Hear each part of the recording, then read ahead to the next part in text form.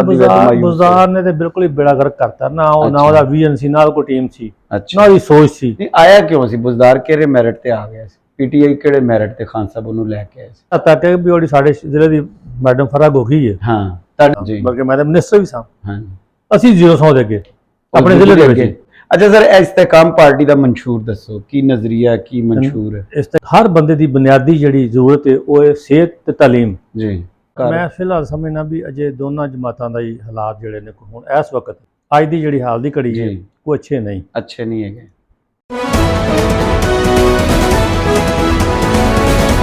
अस्सलाम वालेकुम मैं हाफिज शहबाज चैनल दी पॉइंट से आज हमारे साथ साबिक सूबाई वजीर और इस्तेहकाम पाकिस्तान पार्टी के लाहौर डिवीज़न के जनरल सेक्रेटरी मियाँ खालिद महमूद साहब मौजूद हैं।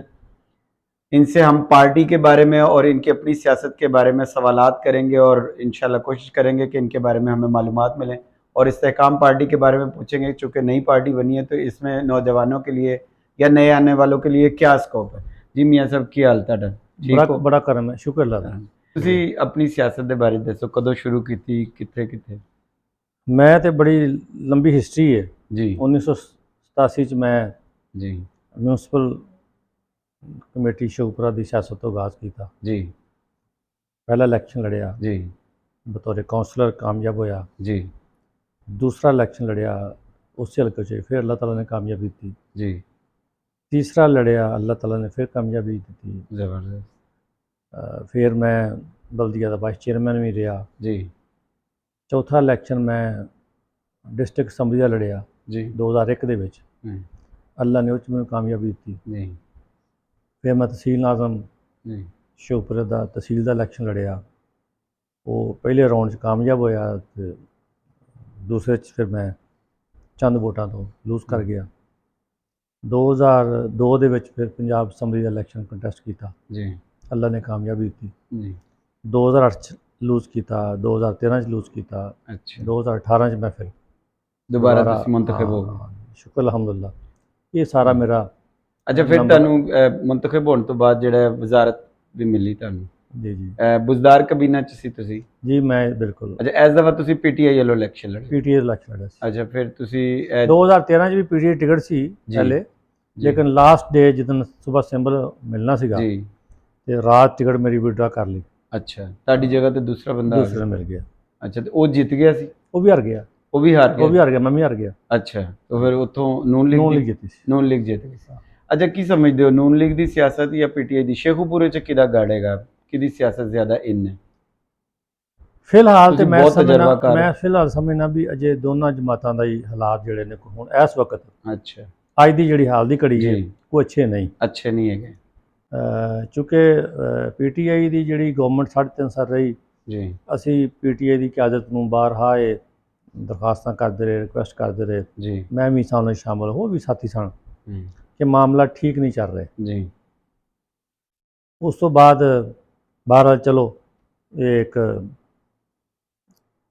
है सियासत का एक तरीकाकार प्रोसैस इहनूं कह लो कि अदम एतमाद हो गया अच्छा तो उस तो बाद नून लीग की गवर्नमेंट आ गई जी ये 16 महीने जी हुकूमत नून लीग की आई जी जे चीकां उस वक्त पीटीआई ने कढ़ाइया सन जी इन्हां उस तो 4 गुणा वध घटा अच्छा निकलियां हाँ और सब तुहाडे सामने हालात ने कि इस वक्त हकीकत ये वे जी बई गरीब आदमी दा जीना 2 टाइम का टुक्कर खाना बड़ा औखा है और जिन्ने भी सियासतदान हुण तक आए ने सारे दावे करते हैं सारिਆਂ ਦਾ मंशूर जड़ा ये भी गरीब आदमी नूं हाँ सुख देना जी लेकिन बहुत बुरे हालात ने बहुत बड़ा एक अलमिया है कि कोई ऐसी हुकूमत नहीं आई जिन्हें माड़े नूं गरीब नूं सुख दिता होवे अच्छा जिहड़ा भी आया उन्हें अपनी देखो साढ़े बहुत सारिया ऐसिया पॉलिसियां ने ऐसे रूल्स ने ऐसे प्रिविलेज ने ऐसिया मराहत ने जिहड़ियां वड्डियां नूं बहुत ज़्यादा ने जी अच्छा सर ਇਹ ਤੁਹਾਡੀ ਜਿਹੜੀ ਪਾਰਟੀ ਹੈ ਮੌਜੂਦਾ ਜਿਹੜੀ ਪਾਰਟੀ ਹੈ ਤੁਸੀਂ ਕਿਸ ਤਰ੍ਹਾਂ ਸਮਝਦੇ ਹੋ ਕਿ ਇਹ ਕਿਸ ਤਰ੍ਹਾਂ ਬਿਹਤਰੀ ਲਿਆ ਸਕੇਗੀ देखो गल ये कि पार्टी की जिहड़ी लीडरशिप है ना जी अगर ਜਿਹੜਾ ਲੀਡਰ ਹੈ ਖਾਸ ਤੌਰ ਤੇ ਜੀ ਔਰ ਉਹਦੇ ਨਾਲ ਜਿਹੜੇ ਉਹਦੀ ਕਿਚਨ ਕੈਬਨਿਟ ਹੁੰਦੀ ਹੈ ਜੀ। 2 4 5 7 ਇਹੀ ਸਾਥੀ ਹੁੰਦੇ ਨੇ ਜੀ ਜਿਹੜੇ ਉਹਦੇ ਮਸ਼ਾਵਰਤ ਦੇ ਵਿੱਚ ਉਹਦੇ ਨਾਲ ਸ਼ਾਮਲ ਹੁੰਦੇ ਨੇ ਔਰ ਸਾਰੀ ਉਹਦੀ ਮਸ਼ਾਵਰਤ ਦੇ ਨਾਲ ਔਰ ਸਾਰੀ ਟੀਮ ਜੀ ਇੱਕ ਵਿਜ਼ਨ ਰੱਖਦੀ ਹੋਵੇ, ਅੱਛਾ ਅੱਛੀ ਸੋਚ ਰੱਖਦੀ ਹੋਵੇ, ਜੀ ਅੱਛੀ ਪਲੈਨਿੰਗ ਹੋਵੇ ਜੀ ਔਰ ਉਹਨਾਂ ਦੇ ਅੰਦਰ ਦਰਦ ਹੋਵੇ, ਜੀ ਗਰੀਬ ਆਦਮੀ ਦਾ ਦਰਦ ਹੋਵੇ ਅੰਦਰ ਜੀ ਔਰ ਅੱਲਾ ਦਾ ਖੌਫ ਹੋਵੇ। ਜੀ ਅਗਰ ਅੱਲਾ ਦਾ ਖੌਫ ਔਰ ਦਰਦ ਹੈ ਜੀ ਔਰ ਵਿਜ਼ਨ ਵੀ ਹੈ, ਤੇ ਉਹਨੂੰ ਉਹ ਗਰੀਬ ਦਾ ਪਤਾ ਵੀ ਹੋਏ ਨਾ ਕਿ ਗਰੀਬ ਕਿਸ ਹਾਲਤ 'ਚ। ਗਰੀਬ ਦਾ ਪਤਾ ਲੈਣਾ ਕੋਈ ਔਖਾ ਨਹੀਂ। ਜੀ ਇਸ ਵੇਲੇ ਨਾਦਰਾ ਦੇ ਕੋਲ ਤੁਹਾਡੇ ਕੋਲ ਸਾਰਾ ਡਾਟਾ ਗਰੀਬ ਦਾ ਹੈ। ਹਾਂ ਤੁਹਾਡਾ ਬੇਨਿਜ਼ੀ ਇਨਕਮ ਸਪੋਰਟ ਪ੍ਰੋਗਰਾਮ ਜਿਹੜਾ ਜੀ। ਚੱਲ ਰਿਹਾ ਜੀ ਉਹ ਨਾਦਰਾ ਡਾਟਾ ਤੇ ਚੱਲਦਾ ਪਿਆ ਅੱਛਾ ਔਰ ਮੈਂ ਤੁਸੀਂ- ਸਮਝਦਾ ਕਿ ਉਹਦੇ ਵਿੱਚ ਨਾਦਰਾ ਡਾਟਾ ਦੇ ਵਿੱਚ ਮੁਮਕਨ ਹੈ ਤੁਸੀਂ ਜੀ। ਅਗਲਾ ਇਹ ਗੱਲ ਪੁੱਛੋ। ਅੱਛਾ ਸਰ 100% ਨਹੀਂ। ਤੁਹਾਨੂੰ ਕਿਤੋਂ ਹੋਰ ਆਰਡਰ ਕੋਈ ਆਇਆ ਜਾਂ ਤੁਸੀਂ ਅਲੀਮ ਖਾਨ ਸਾਹਿਬ ਔਰ ਜਹਾਂਗੀਰ ਤਰੀਨ ਦੀ ਸ਼ਖਸੀਅਤ ਨੂੰ ਪਸੰਦ ਕਰਦੇ ਹੋ ਇਸ ਪਾਰਟੀ ਨਹੀਂ, ਮੈਨੂੰ ਕਦੀ ਕਿਸੇ ਆਰਡਰ ਨਹੀਂ ਆਇਆ। ਅੱਛਾ ਬਿਲਕੁਲ ਹਕੀਕਤ ਕਰਨਾ ਜਿੰਨੀ ਮੈਂ ਸਿਆਸਤ ਕੀਤੀ ਹੈ ਅੱਛਾ ਮੈਂ ਬਿਲਕੁਲ ਬੜੇ ਵਸੂਕ ਨਾਲ ਔਰ ਬੜੇ ਯਕੀਨ ਨਾਲ ਜੀ ਮਤਲਬ ਤੁਸੀਂ ਆਪਣਾ ਫੈਸਲਾ ਲੈਂਦੇ ਮੈਂ ਆਪਣਾ ਫੈਸਲਾ ਹੁਣ ਤੱਕ ਲਿਆ। ਅੱਛਾ ਪੀਟੀਆਈ ਬਾਰੇ ਤੁਸੀਂ ਫੈਸਲਾ ਲਿਆ ਸੀ ਤੇ ਪੀਟੀਆਈ ਤੋਂ ਮਾਯੂਸ ਹੋ ਗਏ ਤੁਸੀਂ? ਪੀਟੀਆਈ ਦਾ ਫੈਸਲਾ ਵੀ ਮੈਂ ਔਰ ਅਲੀਮ ਖਾਨ ਸਾਹਿਬ ਨੇ ਲਿਆ ਸੀ ਮਿਲ ਅੱਛਾ ਕੇ, ਇਕੱਠੇ ਲਿਆ ਸੀ? ਇਕੱਠੇ ਮਿਲ ਕੇ ਲਿਆ ਸੀ। ਇਕੱਠੇ ਲਿਆ। 2000 ਅਸੀਂ 10 ਦੇ ਵਿੱਚ ਫੈਸਲਾ ਕੀਤਾ ਸੀ ਵੀ ਅਸੀਂ ਅੱਛਾ ਪੀਟੀਆਈ ਨੂੰ ਸਪੋਰਟ ਅੱਛਾ ਕਰਨਾ। 2010 ਚ ਫੈਸਲਾ 2010 ਚ ਅੱਛਾ ਔਰ 2011 ਦੇ ਵਿੱਚ ਮੈਂ ਪੀਟੀਆਈ ਸ਼ਮੂਲੀਅਤ ਕੀਤੀ ਸੀ। ਸ਼ਮੂਲੀਅਤ ਕੀਤੀ। ਅੱਛਾ ਫਿਰ ਉਦੋਂ ਤੋਂ ਲੈ ਕੇ ਤੇ ਤੁਸੀਂ ਹੁਣ 2022 ਤੱਕ ਤੁਸੀਂ 22 ਤੱਕ। ਅੱਛਾ 11 ਸਾਲ। ਜੀ ਹਾਂ। ਅੱਛਾ ਵੈਸੇ ਬੜਾ ਮੁਸ਼ਕਿਲ ਹੁੰਦਾ ਹੈ ਕਿ ਇੱਕ ਪਾਰਟੀ ਨੂੰ ਇੰਨਾ ਟਾਈਮ ਦਿੱਤਾ ਔਰ ਤੁਸੀਂ ਤੇ ਖੈਰ ਆਪਣੇ ਇਲਾਕੇ 'ਚ ਬੜੇ ਮੰਝੇ ਹੋਏ ਵੀ ਜ਼ਾਰੀ ਗੱਲ ਹੈ ਤੁਸੀਂ ਫਿਰ ਸਾਰਾ ਕੁਝ ਹੀ ਕੀਤਾ ਹੋਣਾ, ਕਦੀ ਇਸਲਾਮਾਬਾਦ ਕਦੀ ਲਾਹੌਰ ਕਦੀ ਜਲੂਸ ਵੀ ਲੈ ਕੇ ਜਾ ਰਹੇ ਜੀ ਹੋ। ਉਹ ਸਾਰਾ ਕੁਝ ਛੱਡਣਾ ਆਸਾਨ ਤੇ ਨਹੀਂ ਹੁੰਦਾ, ਹਿੱਸਾ ਹੈ, ਸਿਆਸਤ ਦਾ ਹਿੱਸਾ ਹੈ। ਹਿੱਸਾ ਹੈ। ਲੇਕਿਨ ਇੱਕ ਪਾਰਟੀ ਨੂੰ ਇੰਨਾ ਟਾਈਮ ਦੇ ਕੇ ਉਹਨੂੰ ਛੱਡਣਾ ਮੁਸ਼ਕਿਲ ਫੈਸਲਾ ਬਸ ਮੈਂ ਉਹੀ ਗੱਲ ਕਰ ਰਿਹਾ ਨਾ ਕਿ ਅਗਰ ਪਾਰਟੀ ਦਾ ਲੀਡਰ ਜਿਹੜਾ ਹੈ ਜੀ ਮੈਂ ਉਹ ਗੱਲ ਫਿਰ ਦਰਾਵਾਂਗਾ ਕਿ ਜੀ। ਅਗਰ ਉਹਦੇ ਕੋਲ ਅੱਛੀ ਟੀਮ ਨਹੀਂ, ਹਾਂਜੀ ਸਹੀ। ਉਹਦਾ ਆਪਣਾ ਵਿਜ਼ਨ ਕੋਈ ਨਹੀਂ ਹੈ, ਜੀ ਆਪਣੀ ਸੋਚ ਕੋਈ ਨਹੀਂ, ਜੀ ਉਹਨੂੰ ਅੱਛੇ ਬੁਰੇ ਦੀ ਪਹਿਚਾਣ ਨਹੀਂ ਹੈਗੀ, ਜੀ ਉਹਨੂੰ ਇਹ ਪਤਾ ਹੀ ਨਹੀਂ ਜੀ ਕਿ ਮੈਂ ਜਿਸ ਟਰੈਕ ਤੇ ਜਾ ਰਿਹਾ, ਜਿਸ ਜੀ। ਗੱਡੀ ਮੈਂ ਦੜਾਈ ਜਾ ਰਿਹਾ, ਜੀ ਇਹ ਅੱਗੇ ਉਹਨੇ ਖੂਹ ਕਿੱਧਰ ਛਾਲ ਜਾਣਾ? ਮਾਰ ਰਿਹਾ ਜਾਂ ਮੈਂ ਬਿਹਤਰ ਦਿਖਾ ਜਾ ਰਿਹਾ। ਅੱਜ ਜਾਣਾ ਕਿੱਥੇ? ਸਿਮਰਨ ਮੇਰੀ ਅੱਛਾ ਇੱਜ਼ਤ ਸਰ ਕਰਨੀ। ਕੀ ਸੀ ਮਤਲਬ ਕਿ ਮੇਨ ਵਜ੍ਹਾ ਕੀ ਸੀ? ਬੁਜ਼ਦਾਰ ਦੀ ਵਜ੍ਹਾ ਤੋਂ ਤੁਸੀਂ ਮਾਯੂਸ ਹੋਏ ਹੋ ਜਾਂ ਖਾਨ ਸਾਹਿਬ ਦੀ ਵਜ੍ਹਾ ਤੋਂ ਮਾਯੂਸ ਬੁਜ਼ਦਾਰ ਨੇ ਤੇ ਬਿਲਕੁਲ ਹੀ ਬੇੜਾ ਗਰਕ ਕਰਤਾ ਨਾ। ਉਹ ਨਾ ਅੱਛਾ। ਉਹਦਾ ਵਿਜ਼ਨ ਸੀ, ਨਾ ਕੋਈ ਟੀਮ ਸੀ, ਅੱਛਾ ਨਾ ਉਹਦੀ ਸੋਚ ਸੀ। ਨਹੀਂ ਆਇਆ ਕਿਉਂ ਸੀ? ਬੁਜ਼ਦਾਰ ਕਿਹੜੇ ਮੈਰਿਟ ਤੇ ਆ ਗਿਆ ਸੀ? ਪੀਟੀਆਈ ਕਿਹੜੇ ਮੈਰਿਟ ਤੇ ਖਾਨ ਸਾਹਿਬ ਉਹਨੂੰ ਲੈ ਕੇ ਆਏ ਸੀ? ਇਹੀ ਤਲਮੀਆ ਪੀਟੀਆਈ ਦਾ, ਇਹੀ ਤਾਂ ਦਬਾਈ ਹੋਈ ਇਸ ਗੱਲ ਤੋਂ। ਅੱਛਾ ਨਾ ਕੋਈ ਮੈਰਿਟ ਹੈ, ਦੇਖੋ ਤੁਸੀਂ ਤੇ ਅੰਦਰ ਦੇ ਬੰਦੇ ਸੀ, ਤੁਹਾਨੂੰ ਤਾਂ ਨਾ ਪਤਾ ਹੋਏਗਾ ਨਾ ਕਿ ਕੋਈ ਕਿਸ ਮੈਰਿਟ ਤੇ ਨਾ ਆਇਆ ਕੋਈ ਸੀ। ਮੈਰਿਟ ਹੈ। ਅੱਛਾ ਹਾਂਜੀ, ਨਾ ਕੋਈ ਸੋਚ ਸੀ, ਨਾ ਕੋਈ ਵਿਜ਼ਨ ਸੀ, ਨਾ ਅਸੀਂ ਕੋਈ। ਮੈਂ ਸਮਝਦਾ ਵਾਂ ਕਿ ਜਿਸ ਵਕਤ ਜਦੋਂ ਬੁਜ਼ਦਾਰ ਆ ਗਿਆ ਸੀ ਜੀ ਔਰ ਖਾਨ ਸਾਹਿਬ ਉਸ ਤੋਂ ਬਾਅਦ ਇਮਰਾਨ ਖਾਨ ਉੱਤੇ ਡਟੇ ਰਹੇ ਅੱਛਾ ਕਿ ਜੀ ਮੈਂ ਵਸੀਕਨ ਪ੍ਰੈਸ ਲੈ ਆਇਆ, ਅੱਛਾ ਤੇ ਅਸੀਂ ਸਮਝਦੇ ਹਾਂ ਵੀ ਸਾਡੀ ਤਬਾਹੀ ਬਰਬਾਦੀ ਅੱਛਾ ਸੂਬੇ ਦੀ ਹੋ ਗਈ। ਸਮਝੋ ਅੱਛਾ ਉਸ ਟਾਈਮ ਤੁਸੀਂ ਇਤਜਾਜ ਕਰਦੇ ਰਹੇ ਜਦੋਂ ਕਬੀਲੇ ਬਹੁਤ ਦਫਾ ਮੀਟਿੰਗਾਂ 'ਚ ਗੱਲ ਹੋਈ ਹੈ, ਅੱਛਾ ਪ੍ਰਾਈਮ ਮਿਨਿਸਟਰ ਨਾਲ ਗੱਲ ਹੋਈ ਹੈ ਅੱਛਾ ਕਿ ਜੀ ਇਹ ਸੂਬੇ ਦੇ ਵਿੱਚ ਕਰਪਸ਼ਨ ਕਈ ਗੁਣਾ ਵੱਧ ਗਈ ਹੈ, ਹਾਂ ਸੂਬੇ ਦੇ ਮਾਮਲੇ ਠੀਕ ਨਹੀਂ ਚੱਲ ਰਹੇ, ਅੱਛਾ ਇੰਤਜ਼ਾਮੀਆ ਸਾਡੀ ਗੱਲ ਨਹੀਂ ਸੁਣਦੀ, ਹਾਂਜੀ ਇੰਤਜ਼ਾਮੀਆ ਸਾਡੀ ਜਾਇਜ਼ ਕੰਮ ਵੀ ਨਹੀਂ ਕਰਦੀ। ਅੱਛਾ ਜਦੋਂ ਔਰ ਮੈਂ ਨਹੀਂ, ਬਹੁਤ ਸਾਰੇ ਦੋਸਤ ਹੋਰ ਵੀ ਕਹਿੰਦੇ ਸਨ। ਅੱਛਾ ਅੱਛਾ ਸਰ ਹੁਣ ਲੋਕ ਕਹਿੰਦੇ ਨੇ ਕਿ ਚੂੰਕਿ ਹੁਣ ਬੁਰਾ ਟਾਈਮ ਆ ਗਿਆ ਪੀਟੀਆਈ ਤੇ ਹੁਣ ਜਿਹੜੇ ਛੱਡ ਕੇ ਗਏ ਨੇ ਉਹ ਜੋ ਕੁਝ ਕਹਿ ਰਹੇ ਨੇ ਉਹ ਝੂਠ ਹੈ।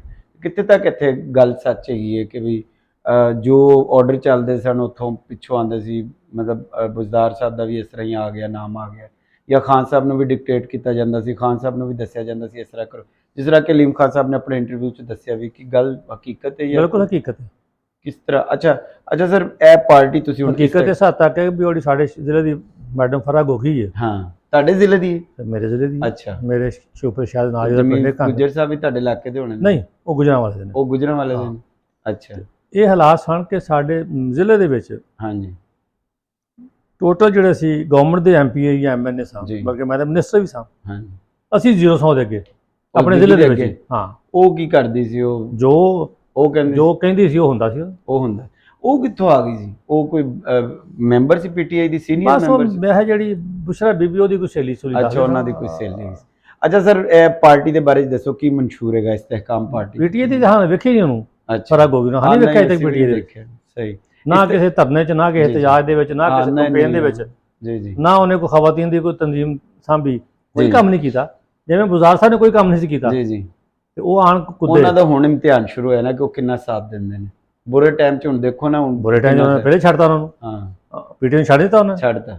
ਅੱਛਾ ਮਹਿਮੂਦ ਖਾਨ ਜਿਹੜਾ ਚੀਫ ਮਿਨਿਸਟਰ ਬਣਾਇਆ ਉਹ ਵੀ ਛੱਡ ਗਿਆ, ਅੱਛਾ ਤੇ ਬੁਜ਼ਦਾਰ ਵੀ ਛੱਡ ਗਿਆ। ਉਹਦੀ ਪ੍ਰੈਸ ਕਾਨਫਰੰਸ ਆ ਗਈ ਜੀ ਮੈਂ ਸਿਆਸਤ ਤੋਂ ਫਾਰਗ ਹੋ ਗਿਆ, हाँ ਛੱਡਣਾ ਹੀ ਹੈ ਨਾ ਜੀ। बिल्कुल। अच्छा सर, इस्तेकाम पार्टी का मंशूर दसो की नज़रिया की मंशूर है? ਇਸਤਕਾਮ ਪਾਕਿਸਤਾਨ ਪਾਰਟੀ ਦਾ ਮਨਸ਼ੂਰ ਜਿਹੜਾ ਸਭ ਤੋਂ ਵੱਡੀ ਗੱਲ ਜਿਹੜੀ ਮੈਂ ਅੱਗੇ ਕੀਤੀ ਹੈ ਕਿ ਜੀ। ਸਾਡੇ ਜਿਹੜੇ ਲੀਡਰਸ਼ਿਪ ਹੈ जी ਉਹਦੇ ਕੋਲ ਵਿਜ਼ਨ ਵੀ ਹੈ, ਜੀ। ਸੋਚ ਵੀ ਹੈ, जी ਖੌਫੇ ਖੁਦਾ ਵੀ ਹੈ अच्छा ਤੇ ਗਰੀਬ ਆਦਮੀ ਦੇ ਬਿਹਤਰੀ ਵਾਸਤੇ ਅੰਦਰ ਦਰਦ ਵੀ ਹੈ। अच्छा ਔਰ ਇਨਸ਼ਾਅੱਲਾ ਅਸੀਂ ਅੱਲਾਹ ਤਾਲਾ ਦੇ ਹੁਕਮ ਨਾਲ ਅਗਰ ਸਾਡੀ ਜਮਾਤ ਨੂੰ ਅੱਲਾ ਨੇ ਮੌਕਾ ਦਿੱਤਾ जी ਤੇ 300 ਯੂਨਿਟ ਸਾਡੇ ਮਨਸ਼ੂਰ ਸ਼ਾਮਲ ਹੈ ਕਿ ਅਸੀਂ ਬਿਜਲੀ ਦਾ फ्री ਬਿੱਲ कर दो। ਗਵਰਨਮੈਂਟ ਪੇ ਕਰੇਗੀ, ਗਰੀਬ ਅੱਛਾ। ਆਦਮੀ ਪੇ ਨਹੀਂ ਕਰੇਗਾ। सही ਕਿਸਾਨ ਜਿਹੜੇ ਨੇ 12.5 ਏਕੜ ਤੱਕ ਜ਼ਰੀ ਟਿਊਬਵੈੱਲ ਬਿਜਲੀ ਦਾ ਬਿੱਲ ਗਵਰਨਮੈਂਟ ਪੇ ਕਰੇਗੀ। अच्छा सही ਹਰ ਬੰਦੇ ਦੀ ਬੁਨਿਆਦੀ ਜਿਹੜੀ ਜ਼ਰੂਰਤ ਹੈ ਉਹ ਹੈ ਸਿਹਤ ਤੇ ਤਾਲੀਮ। जी ਗਰੀਬ ਆਦਮੀ ਦੀ ਖਾਸ ਤੌਰ ਤੇ ਹਾਲਤ ਅਗਰ ਬਿਹਤਰ ਹੋ ਸਕਦੀ ਹੈ ਤੇ ਜੀ। ਤਾਲੀਮ ਨਾ ਹੋ ਸਕਦੀ ਹੈ। तालीम ना लो सर। ਉਹਦਾ ਬੱਚਾ ਅਗਰ ਪੜ੍ਹ ਜਾਏ ਤਾਂ ਉਹਦੀ ਹਾਲਤ ਬਿਹਤਰ ਹੋਗੀ, अच्छा ਉਹ ਸਾਰੀ ਫ੍ਰੀ ਹੋਏਗੀ। अच्छा सेहत कार्ड तुसी भी चलाओगे? ਸਿਹਤ ਕਾਰਡ ਅੱਛੀ ਜਿਹੜੀ ਚੀਜ਼ खान ਹੋਏਗੀ। साहब ने जड़ी ਸਿਹਤ ਕਾਰਡ ਦੇ ਵਿੱਚ ਸਿਰਫ ਬਰਬਾਦੀ ਹੋਈ ਹੈ ਜਿਹੜਾ ਪ੍ਰਾਈਵੇਟ ਸੈਕਟਰ ਨੂੰ ਦਿੱਤਾ ਗਿਆ, अच्छा ਔਰ ਜੀ। ਉਹਨਾਂ ਜਿਹੜੀ ਲੁੱਟਮਾਰ ਮਚਾਈ, ਜਿਹੜਾ ਤੂਫਾਨੇ ਬਦਤਮੀਜ਼ੀ ਉਹਨਾਂ ਮਚਾਇਆ ਉਸ अच्छा ਵੇਲੇ ਉਹਦੀ ਬਰਬਾਦੀ ਹੋਈ ਹੈ। अच्छा ਅਗਰ ਗਵਰਨਮੈਂਟ ਹਸਪੀਟਲ ਦੇ ਵਿੱਚ ਹੀ जी ਤੁਸੀਂ ਮੈਡੀਸਿਨ ਸਾਰੀ ਫ੍ਰੀ ਕਰ ਦਿਓ, जी ਚੈੱਕਅਪ ਫ੍ਰੀ ਕਰ ਦਿਓ, जी ਤੇ ਮੇਰਾ ਖਿਆਲ ਹੈ ਅੱਜ ਵੀ जी ਗਵਰਨਮੈਂਟ ਦੇ ਕੋਲ ਇੰਨਾ ਅੱਛਾ ਸਟਰਕਚਰ ਹੈ, ਇੰਨੇ ਅੱਛੇ ਡਾਕਟਰਸ ਨੇ, ਲੈਬਸ ਨੇ, ਆਪਰੇਸ਼ਨ ਥੀਏਟਰ ਨੇ ਕਿ ਪ੍ਰਾਈਵੇਟ ਸੈਕਟਰ ਦੇ ਵਿੱਚ ਤੁਹਾਨੂੰ ਇਲਾਜ ਕਰਨ ਦੀ ਜ਼ਰੂਰਤ ਨਹੀਂ।